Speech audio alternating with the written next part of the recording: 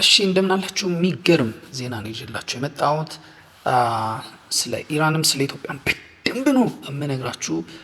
ዩቲዩብን ሰብስክራይብ እንድታደርጉኝ ገብታችሁ እዛ ቪዲዮዎችን እንድታዩልኝና ሰዓቱን እንግዲህ እንዲሞላ እንድታደርጉልኝ ነው። ከዛም የሚገርም ፖድካስት ከፍቼ ማለት ነው በቃ ዓለም በዚህ ሳምንት እያልኩኝ መቀጠል ነው። የሚገራርሙ ቶፒኮች ይኖሩናል ማለት ነው እና ወደ ዜናው ሲሄድላችሁ ባለፈው አርብ ዕለት የአሜሪካ ኤፍ-15 በኢራናውያን መመታቱ ሁለት ፓይለቶችም እንግዲህ ከዛ አምልጠው ወደ መሬት መውረዳቸውና በኢራን የሆነ ተራራማ አካባቢዎች ይገኛሉ የሚባል ወሬ እንደሰማችሁ አንዱ ወዲያው መትረፉን አሜሪካ ወዲያው ነው የታደኩት እንዳለች ታውቃላችሁ።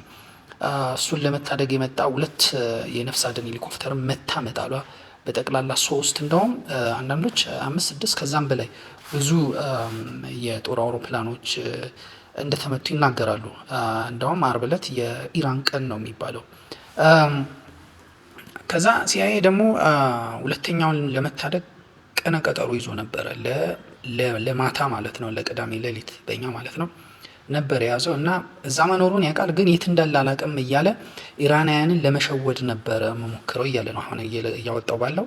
የት እንዳለ አውቅ ነበር፣ ግን ኢራናውያን እንዳይደርሱበት ምን እንዳይሉ የት እንዳለ አካባቢውን ለማወቅ እየሞከርኩ ነው ያልኩት፣ ለማወናበድ ነው፣ ለማደናገር ነው፣ እንዳያገኙት ብዬ ነው በሚል ቀኑ ደረሰና ሌሊት የእስራኤልም የአሜሪካም በጣም ልዩ ኮማንዶዎች ሜቢ በጣም በመቶ እና ከመቶ በታች ይበቃሉ የሆነን ኦፕሬሽን ኢፌክቲቭሊ በቃ ለመወጣት ተብሎ የሚታሰቡ የሚገራርሙ ስፔሻል ፎርሶቻቸውን ልከው ይህንን ሰው ታድገናል ብለዋል።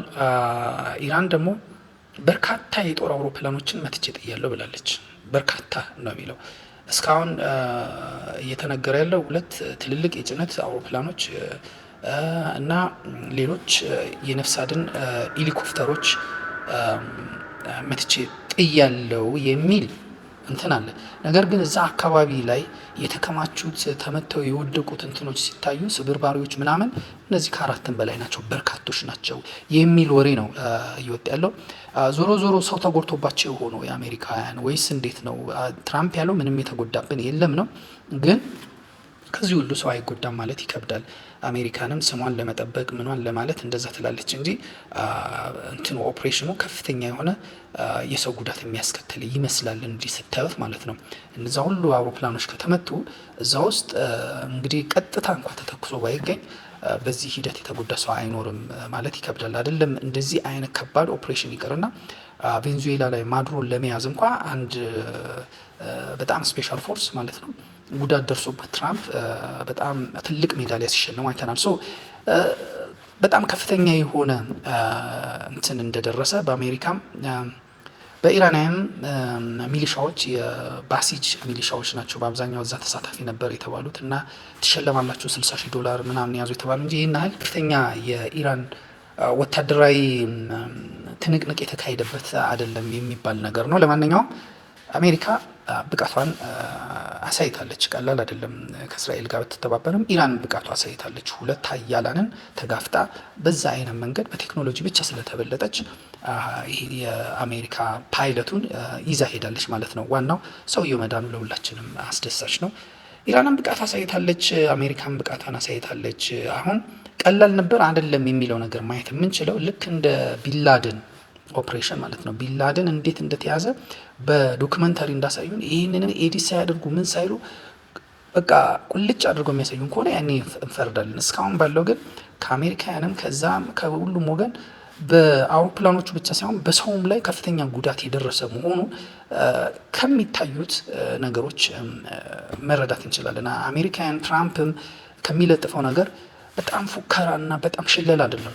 አንድ ጊዜ ለጠፈ፣ ከዛ በኋላ ትራምፕ ኢራን ላይ ዛቻ ነው። በቃ ነገ ከነገ ወዲያ እንግዲህ የሲኦል ቀን ነው፣ ሲኦል ትገቢያለሽ፣ ወዮልሽ ምናምን የሚል ነገር ነው። ይሄ ማለት የሆነ ቁጭት የሆነ የበቀል ስሜት ውስጡ እንዳለ ያሳያል። ሰው አልተጎዳበትም ማለት በጣም ይከብዳል ማለት ነው።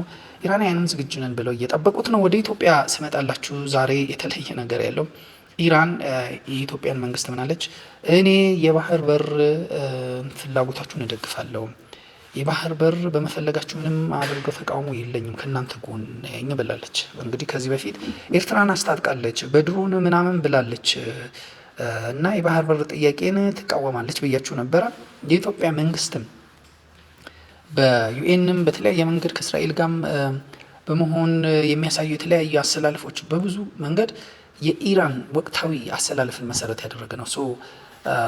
ኤርትራን አስታጥቃብኛለች ከኤርትራ ጎን ናት በሚል እንደሆነ ታውቃላችሁ። እና ይሄ በሰላማዊ መንገድ በዲፕሎማሲያዊ መንገድ ከሆነ እኔም ካንቺ ጎን ነኝ ብላለች ማለት ነው ኢራን። እኔ በነገራችን ላይ ይቅርታ አድርጉልኝና ይሄ በሰላማዊ መንገድ በዲፕሎማሲያዊ መንገድ የሚባል ነገር በጣም የምጠላ ሰው ነኝ።